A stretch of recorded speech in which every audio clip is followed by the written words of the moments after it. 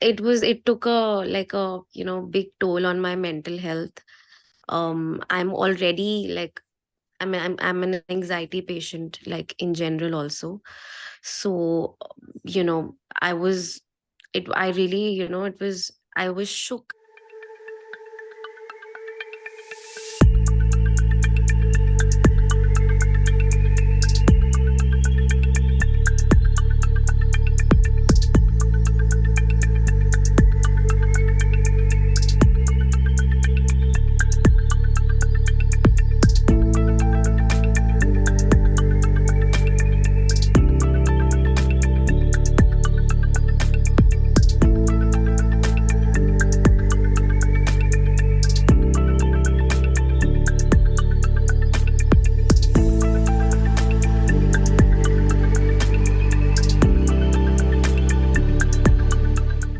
A lot of the times we're also seeing attacks where cyber criminals will reach out to an individual over messaging platforms such as WhatsApp, initiate a video call with them and use a premise, where they've taken a screenshot of the video call in an attempt to extort people. So we're seeing a lot of sextortion scams. We're also seeing just a lot of scams which rely on persuading individuals to sort of part with the money.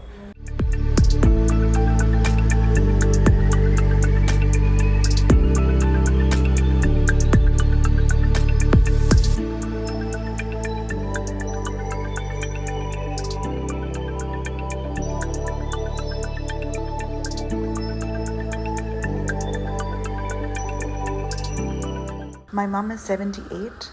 She's smart, she's sharp, and really careful with her money. Taught herself phone pay. She absolutely loves it, uses it all the time, feels very good about that sort of empowerment. She doesn't have to carry cash anymore.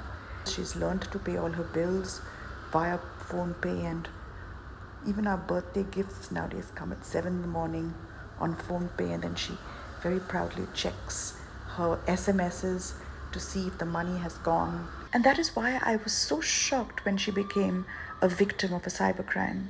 So 3 weeks ago on a Saturday morning, she received an SMS saying her electricity would be cut off if she didn't pay her bill and that she should call a certain number. Now she pays her electricity bill promptly, so but she's beginning to doubt herself. She called up, they said, "Oh, we're busy right now, we'll call you in the evening." She forgot about it. And this person calls and says, "I'll help you to pay the bill." And for whatever reason, she just went along. They had a 45-minute conversation, during which time he made her download an app, which I later found out was AnyDesk, right? And she kept saying to me, he knew what I was doing. He could see what I was doing. He made her put in 49 rupees and then said, "Oh, can you just change that full stop to a comma?" And then also she said, "Oh, why should I do that?" And he said, "Oh, don't worry, it's nothing, it's a small detail." Before she knew it, she had hit send and her SMS started ringing and transaction after transaction got activated. She suddenly realized what was happening. She called up the bank in panic, blocked everything, but it was too late. Within seconds, 2.4 lakhs of my parents' hard-earned money, it was gone. It was gone. She called us up and she said, "I'm such a fool. It's my fault." No. It's not. That person was not, I did it. I should never have listened to him.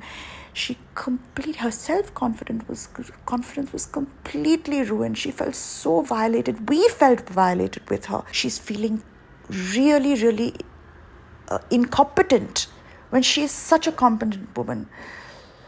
So it's been a horrible experience.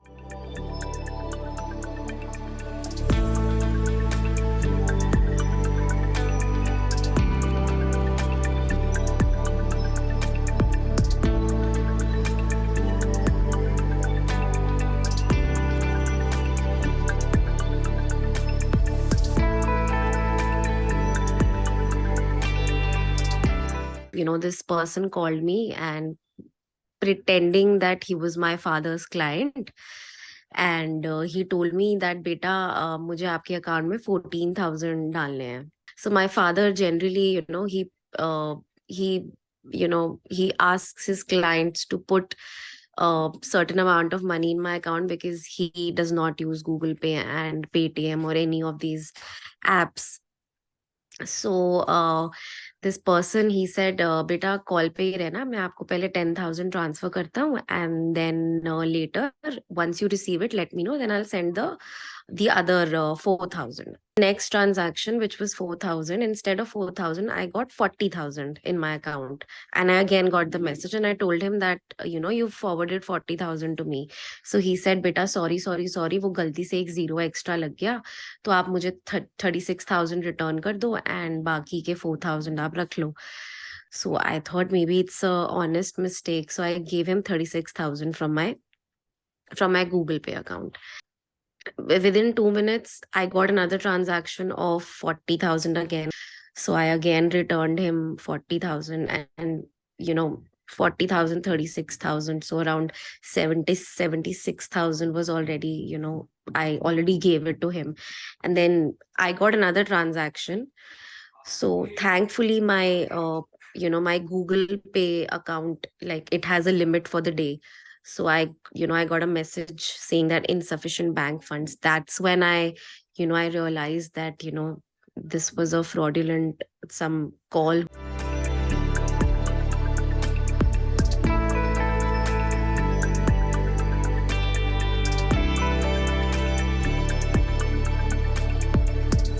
So apart from being very heavy on my pocket, I think it was very mentally exhausting. And I was just, how could I be, such a stupid person? Like, I myself gave it to someone.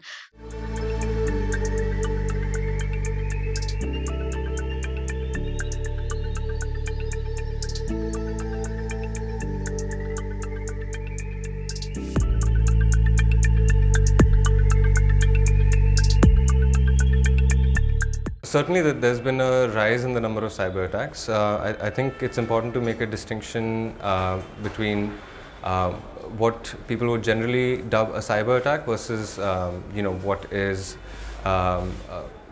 more so a financial crime, which is enabled by technology. Since India is very connected now, scammers have obviously taken the opportunity to exploit the availability of, to exploit how easy it is to reach out to people, and the way they do it is essentially they would just gather lists of data which is available in public a lot of the times, data which has been publicly breached and then publicly leaked, or they would acquire this data from data brokers. Individuals, in order to protect themselves, the most they can do is be vigilant about the kind of online communications they receive, because again, scammers don't pick and target people individually. Rather, they don't find they don't comb through a list of people and then find out who to target. They will cast their net wide. India needs a national cybersecurity strategy, similar to the way that countries like the US have it, where so in India what we see is the response to cybercrime is it's reactive, right? That's how cybercrime is dealt with in India. Instead, the government and other stakeholders need to take a more proactive approach, particularly if you see the United States is actually engaged in trying to investigate the identities of various threat actor groups that are involved in sophisticated cybercrimes, and then bringing them to justice. So I think a similar strategy needs to be adopted in India.